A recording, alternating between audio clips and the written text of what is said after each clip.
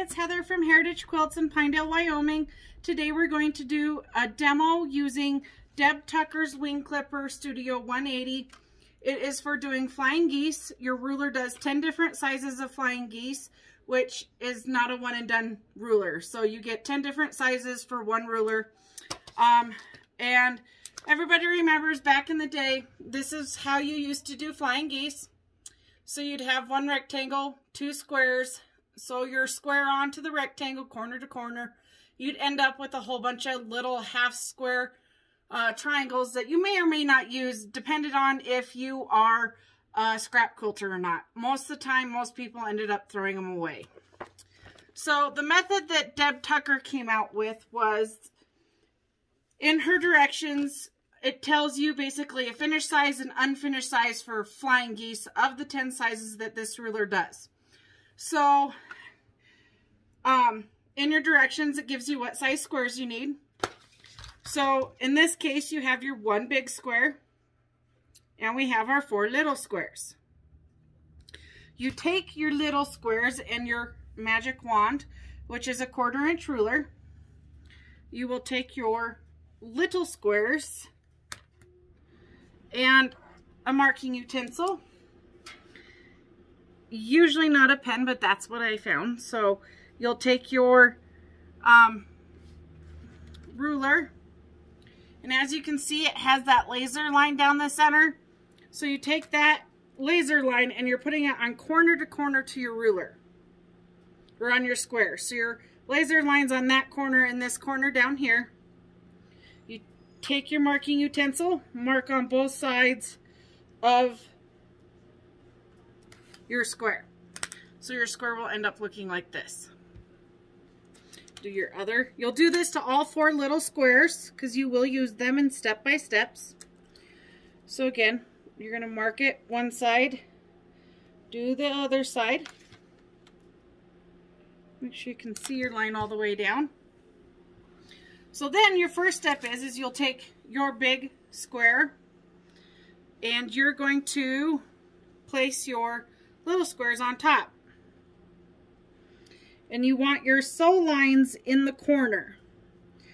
And also, you want about 1/8 of an inch of your background square, or that dark square, your big square, all around the outside. So that's how you lay your first block. Take your pins, pin your corners down here on the sides so they stay out of your sewing area. Take your next block, do the same to the opposite corner. Again, you still want your background fabric showing from the large square. You pin this down. And I want to show you, your squares are going to overlap. So this is how you want to have it looking when you go to your sewing machine. So we have found that if you take your fabric and you sew on just the inside part of your lines that you marked, they come out just a little bit better. So you take it, you sew on those lines. You're then going to cut this square. You're going to go from corner to corner and cut that apart. You end up with 2 pieces that look like this. You press them into a heart or cat shape. You then take your other square and you place that on the opposite background square. Take your pins again and pin it down so it doesn't move when you are getting ready to sew. Again, you do want your background fabric showing just about 1/8 of an inch all the way around, and yes, that is in the instructions. So then you take that to your sewing machine and you stitch down those lines. You will then cut that piece in half, giving you 2 flying geese out of 1/2 of your square. So you get 4 flying geese out of 1 square. Now this is where Deb Tucker's ruler is really handy and super easy to use. So I'm going to change the angle of the video a little bit just so you can see it better. So on here, it gives you all your different sizes of flying geese that you're going to be using. We're actually going to be doing the 4.5 by 2.5. You'll notice that each one has a V here that will correlate with the V on your fabric. And this X here will correlate with the X where your fabrics meet. I like starting with the V pointing towards me. And you will take your ruler. You will place that V for your 4.5 by 2.5. That V goes right inside your V here. And the set of instructions has both right-handed and left-handed instructions. I am right-handed. So, put that back down so it doesn't move. So then you trim this off. So as you can see, you have enough that you are still trimming, but you're not wasting a whole lot. You'll grab the opposite corner, flip it 180 degrees. This here is our edge that we have just trimmed. So I know that is a straight edge. So now I can place my 4.5 inch line and my 2.5 inch line right on that. And this X is going to match right here. So then I match this here. My X is matched right up here. This is matched, and now I trim again. And I have my flying geese. Now, the one thing that we really love about this is if you do the flying geese with your rectangle and your 2 squares, it ends up being on the cross grain.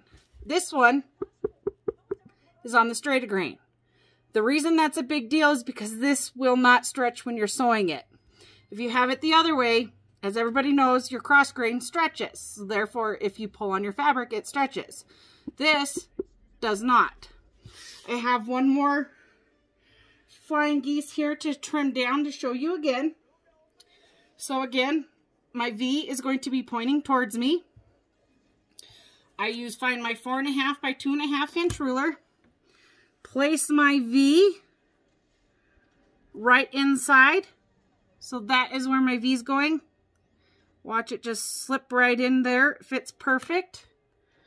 And I can see here that I'm still in my line, so I know that it won't come out after I trim this. Trim off your excess.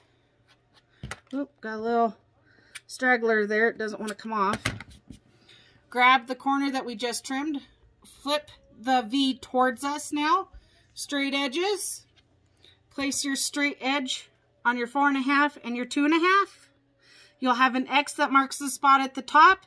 That X is giving you that perfect 1/4 inch, so you do not lose that point when you go to sewing these together. So go ahead and trim that off. Again, perfect flying geese on the straight grain. Again, this is Heather at Heritage Quilts and Fabric Shop in Pinedale, Wyoming. If you have any questions or comments, please do so. Thank you, and I hope you enjoyed watching our video on doing flying geese.